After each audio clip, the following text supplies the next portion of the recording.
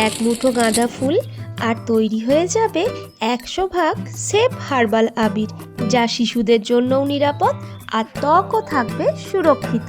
তাহলে এবার হোলিতে বাড়িতেই বানিয়ে নেওয়া যাক গাঁদা ফুল দিয়ে প্রাকৃতিক আবির।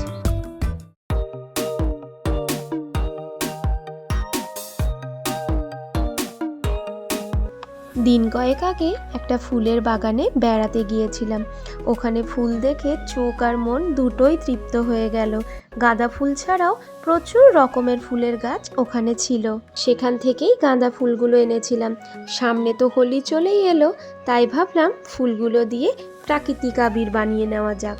এক একটা গাঁদা ফুলের সাইজ দেখো, পুরো 1 হাত ভর্তি করে, আর খুব মিষ্টি সুবাস। আমি এখানে 2 কালারের ফুল নিয়েছি, একটা অরেঞ্জ আর একটা হলুদ। এবার ফুলের পাপড়িগুলোকে আমি ছিঁড়ে নিচ্ছি। গাঁদাগুলো যেহেতু ইনকা গাঁদা, সেজন্য 4টে ফুলের পাপড়িতেই 1 থালা হয়ে গেছে। এমনি দেশি গাঁদা ফুল হলে প্রায় 10 থেকে 12টা ফুল কিন্তু এখানে লাগবে। এবার আমি হলুদ গাঁদার পাপড়িগুলোকেও একইভাবে ছিঁড়ে নিচ্ছি। বিভিন্ন শাকসবজি দিয়েও প্রাকৃতিক আবির বানানোর পদ্ধতি তোমরা আমার চ্যানেলেই পেয়ে যাবে। আমি ডেসক্রিপশন বক্সের লিঙ্কটা দিয়ে দেবো, তোমরা একটু চেক করে নিও। আর বাড়িতে বানিয়ে জানিও কালারগুলো কেমন এসেছে। প্রথমে হলুদ ফুলের পাপড়িগুলোকে একটা মিক্সির বাটিতে নিয়ে সামান্য একটু জল দিয়ে একদম মিহি পেস্ট বানিয়ে নেব।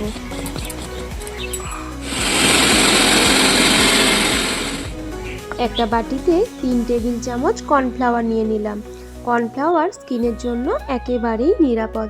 এবার পেস্ট করে রাখা ফুলের পাপড়িটা একটা ছাঁকনির সাহায্যে ছেঁকে তার রসটা কর্নফ্লাওয়ারের মধ্যে দিয়ে দিলাম। এবার ভালো করে কর্নফ্লাওয়ারের সাথে রসটাকে মিশিয়ে নিতে হবে। একইভাবে অরেঞ্জ গাঁদার পাপড়িগুলোকেও মিক্সির বাটিতে সামান্য একটু জল দিয়ে মিহি পেস্ট বানিয়ে নেব।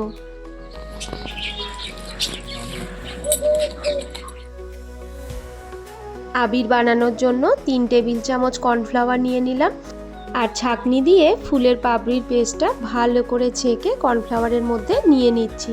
কালারটা কিন্তু এটা দুর্দান্ত এসেছে, আর এত সুন্দর গন্ধ বেরিয়েছে। কর্নফ্লাওয়ারের সাথে খুব ভালো করে মিশিয়ে নিতে হবে। বাজার থেকে কেনা রঙে অনেক রকমের কেমিক্যাল মেশানো থাকে, ওই রঙে সত্যিই কোনো ভরসা নেই। কোনো আবিরে দেখি বাঁদরমুখী রঙও মেশানো থাকে। তাই বাড়িতে যদি এত সহজে প্রাকৃতিক আবির তৈরি করে নেওয়া যায়, বাজার থেকে রং কেনার কোনো প্রয়োজনই নেই।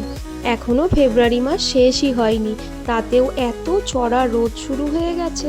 এবার এই আবিরটাকে সারা দিন রেখে দেব চড়া রোদে। এখন ঘড়িতে প্রায় 10টা বাজে। সারাদিন রোদের পরে প্রায় 3টে থেকে 3:30 নাগাদ আমি ছাদে এসেছি আবিরগুলো শুকিয়েছে কিনা দেখতে। আশা করি পুরোপুরি শুকিয়ে যাওয়ারই কথা। দেখো কত সুন্দরভাবে শুকিয়ে গেছে। চলো দেখাই আবিরগুলো কেমন তৈরি হয়েছে। ঘরোয়া এই প্রাকৃতিক আবির তৈরি করতে খুব বেশি সময়ও লাগে না, আর খুব স্বল্প খরচেই তৈরি হয়ে যায়। সারাদিনের রোদে কত সুন্দরভাবে আবিরগুলো শুকিয়ে গেছে। এবার হাতে করে ভালো করে স্ম্যাশ করে নিতে হবে। তোমরা মিক্সিতে করেও এটাকে মিহি পেস্ট বানিয়ে নিতে পারো, তবে হাতে করে একটু দললেই এটা একদম মিহি হয়ে যাবে। এই আবিরটা একটু ভিজে ভিজে আছে মনে হচ্ছে, আর কিছুক্ষণ রোদের কিন্তু এটা খুবই দরকার ছিল। এটার মনে হয় জলটা একটু বেশিই পড়ে গেছিল, তবে এইটা একদম ঝরঝরে আছে। দুটো কালারই কিন্তু দুর্দান্ত এসেছে, একটা কাঁচা হলুদ আর এটা লেমন ইয়েলো। লেমন ইয়েলোটা একটু ভিজে থাকার জন্য গালে লাগতে চাইছে না, আর এই কালারটা এত সুন্দর এসেছে আর একদম পারফেক্টভাবে শুকিয়েও গেছে, তাই গালে কালারটা কত সুন্দরভাবে বসেছে দেখো। এই আবিরটা একটু ভিজে আছে বলে দেখো দেলাও বেঁধে যাচ্ছে। দুটো আবিরকেই আমি আরও কিছুক্ষণের জন্য রোদে রেখে দেব। প্রত্যেকে ভালো থাকবে আর পরিবারের খেয়াল রাখবে, আর প্রাকৃতিক আবির দিয়ে হোলির দিনটিকে রাঙিয়ে তুলবে। সকলকে জানাই বসন্তের রঙিন শুভেচ্ছা। টাটা।